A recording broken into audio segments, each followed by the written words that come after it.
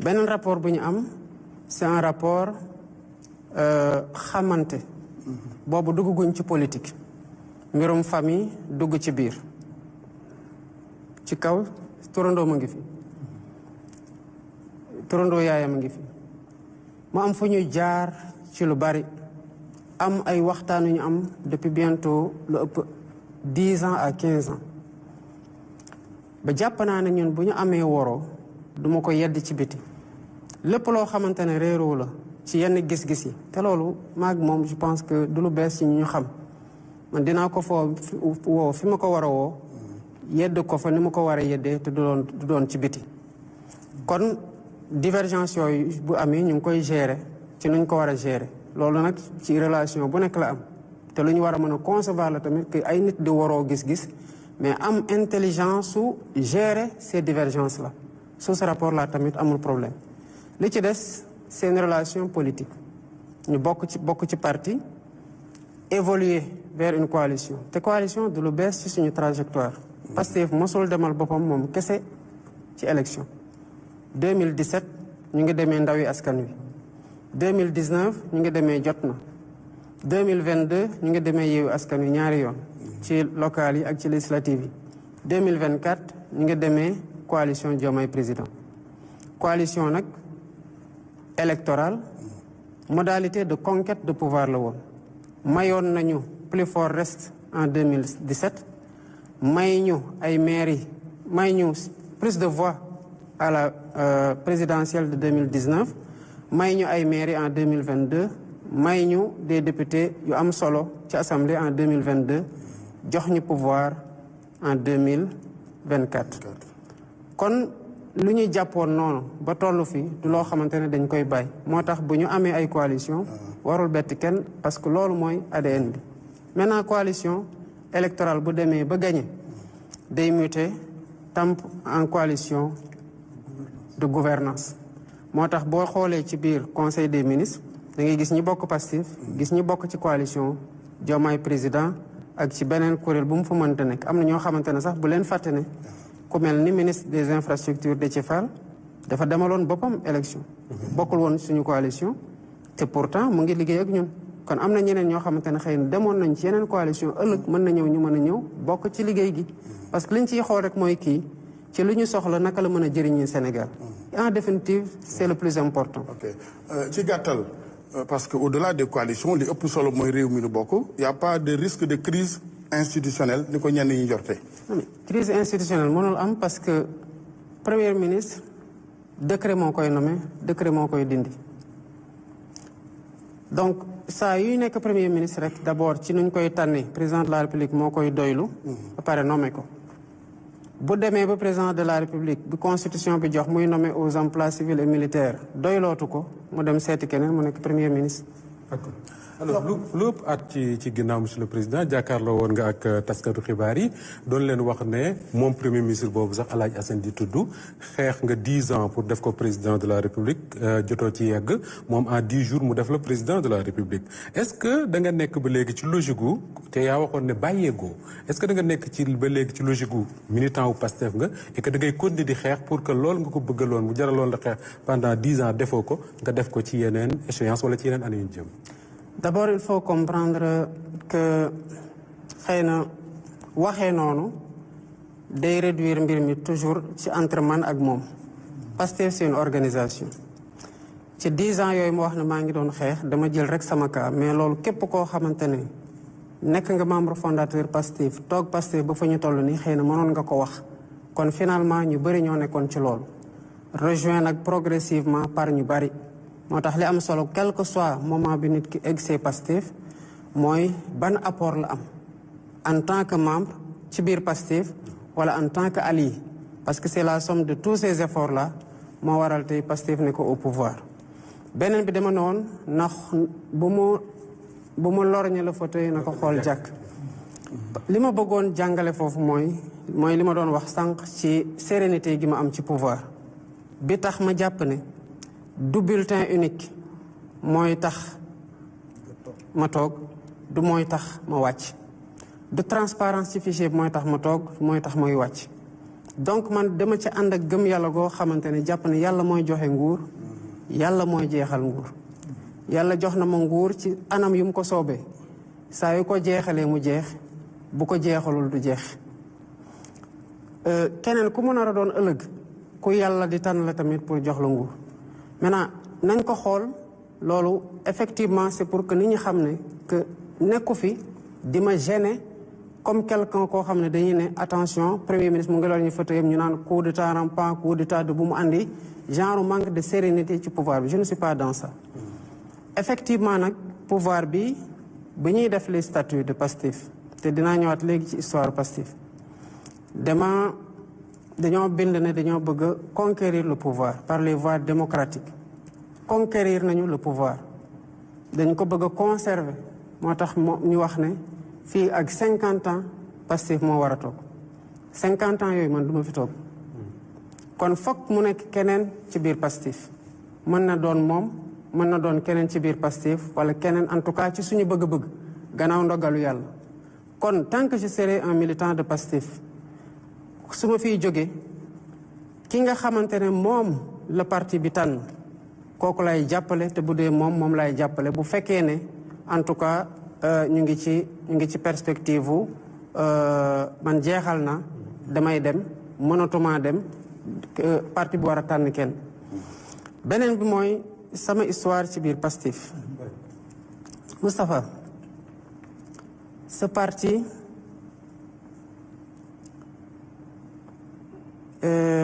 dama fekkee ci bu muy juddu ci bu ñu amee xelu def parti politique benn réunion laa raté bi ma ci toogee ba tey wuute waatuma dara ba ñu am ay statut ma bokk ci ñi ko bind am ay couleur ak ay emblème bokk ci ñi ko tànn am devise yàlla def na devise boobu sax le don de soi pour la patrie ci man la ko yàlla inspiré ñu def ko ci parti bi ñu dem ba jamono ñu bëgg def fusion ak taxaw tem ma bokk ci ñi doon liggéeyaat les statuts ñu jóge foofu ñëw ba après les élections de 2019 ñu ne nañu liggéeyaat suñu statut après la fusion ma nekk man képp ku doon bind statut yi pare ci statut yi partagé ko ñu validé ko ma defaat man kenn di bind le règlement intérieur ak la charte de la commission de placement des cartes de Pastef boo jëlee les mouvements de Pastef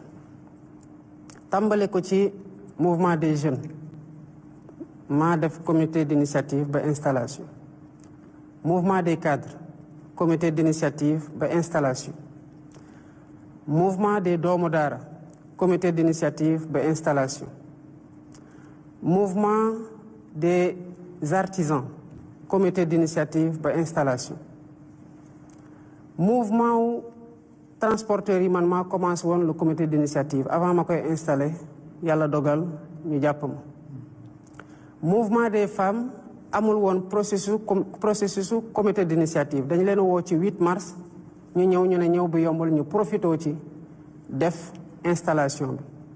te maa ngi fa woon man maa modéré journée boobu benn mouvement laa installé wul muy le mouvement des handicapés te def ma fekk ñu jàpp ma amul benn programme boo xam ne mos na sotti ci biir Pastef bu ma dugalul sama loxo bu coordonnateur départemental yu ñëwee fii di ndogu si ku mën nuyu jaar naa sa loxo jaar naa sa tur te au delà de yow xam naa ñan ngay liggéeyal ci fi nga nekk kon sa parti je l'ai bâti de ma main en toute humilité ànd ci ak les patriotes à tous les étages du buñ may jàngal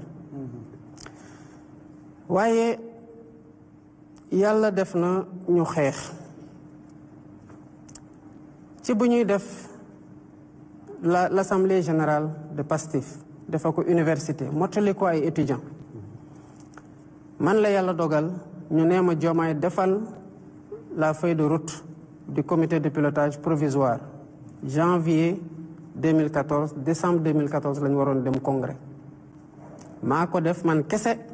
maa ko présenté man kese ñu ne parti bi dañu am déficit de notoriété parce que 2012 amoon na ay candidats yu am dara te dañuy renforcer wu fii ak 2019 te il faut que ñu dab leen ñu ne nañu bâtir parti bi autour d'un individu, d'une personnalité ñu jox ko président Ousmane Sonko mu def ci liggéey ju mat mucc ayib am ci mérite particulier mat liñ ko doon doy. Il faut reconnaître à chacun son mérite. Pastef nag dem nañu ba jëmi jamono parce que maa ngi fàttaliku bu ñuy def la présentation du livre Solution pour un Sénégal nouveau man mii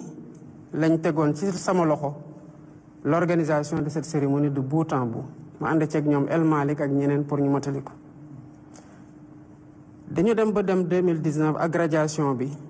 di dem 2018 gars yi commencé tamit bëgg a andi personnification parce que boobu fekk na leader bi amoon déficit de notoriété mu ngi commencé jël envergure gu mag waaye mu doon ku lucide mu waxoon ne Sénégal soxlawul Messi soxlawul tamit héros soxlawul yonant soxlawul héros lu mu soxla mooy une masse critique de citoyens qui sont conscients des enjeux tout le temps dama ko doon tooñ ne ko yow daal saa yoo defee dara rek foog ma mattali ko masse critique de citoyens bu conscient des enjeux doyul bu ñu amul le courage d'agir en tant que masse critique moo tax dama ko doon yokkal tout le temps une masse critique de citoyens conscients des enjeux mais qui ont le courage d'agir kon à son corps défendant Ousmane mosul gëm messianisme mosul gëm mbirum guide encore moins guide d'une quelconque révolution Pastef ci trajectoire bu muy jël nii bu ci waa Pastef jógul dina yàqu. lu tax nga foog ne dina yàqu. parce que bu ngeen fàttalikoo bu ñu leen waxee ne le projet. Pastef rek ngeen di xalaat. te le projet da doon ñëw en complément de le Sénégal n'a pas besoin de Messi ni de héros mais d'une masse critique de citoyens parce que dañu bëggoon distinguer tout le temps le projet qui devait être dépersonnifié du leader qui l'a incarné à un moment T quel que soit son mérite et quel que soit njàmbarte moo tax ñu doon réorienter tout le temps les militants vers l'essentiel et l'essentiel c'est le projet parce que nit la kenn xamul ci ñun fan la sa bakkan yem te li projet bi nii buy dem ci 50 ans ça signifie que war nañu transcender ñun ñu nekk ci génération actuelle bi dem au-delà de cette génération loolu mënuñu ko tabax autour d'une personnification outrancière du projet authenticité au Pastef mooy loolu mooy la délibération mooy la contradiction mooy le choix démocratique man j'ai été souvent mis en minorité comme on m'a souvent rejoint dans mon analyse et dans mes positions mais saa yu ñu mosaana wax ne d'accord ñu ak Diomaye majorité bi fii la basculer ñaar laa ko wax te mos naa ko wax ci benn émission du benn di ñaar mooy loyauté au leader fidélité à la ligne du parti et au projet te projet boobu moo tax ay nit sacrifié lu bari muy bakkan muy laago muy liberté ñii seen say tas ñii ñàkk seen liggéey ñii ñàkk seen alal loolu ça n'a pas été fait pour les beaux yeux d'un homme ça a été fait pour la quintessence du projet qu'il fallait protéger à travers la personne qui l'a incarné mais on doit toujours tenir à distinguer le projet des différentes personnes qui l'ont incarné la preuve moi j'ai été un secrétaire général avant d'être secrétaire général j'ai été coordonnateur du mouvement des cadres avant d'être coordonnateur du mouvement des cadres je n'ai pas occupé de fonction mais bi ma